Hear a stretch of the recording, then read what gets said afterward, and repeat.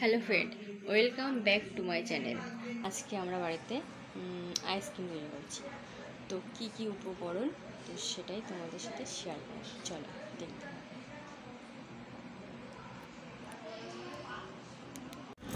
তো আইসক্রিম তৈরির জন্যে লাগছে এখানে পরিমাণ মতো দুধ নিয়েছি, জাল দিয়ে চিনি দিয়ে জাল দিয়ে নিয়েছি, আর আম কেটে মিক্সিতে ফাটিয়ে নিয়েছি। নিয়ে এবারে আমরা আইসক্রিমের এতে দেওয়া হবে। চলো, তো আমের মধ্যে দুধটা দিয়ে মিক্সড করা হবে।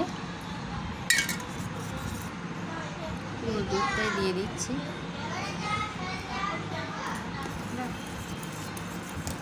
তো এরকমভাবে ফাটিয়ে নিতে হবে পুরোটা।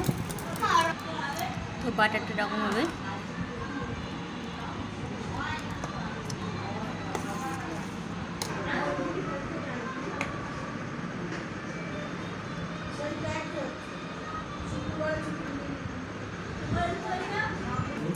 তো আমাদের রেডি হয়ে গেছে। এগুলো এক্সট্রা ছিল, তো সেটা এই দুটোতে বসানো হয়েছে। চলো,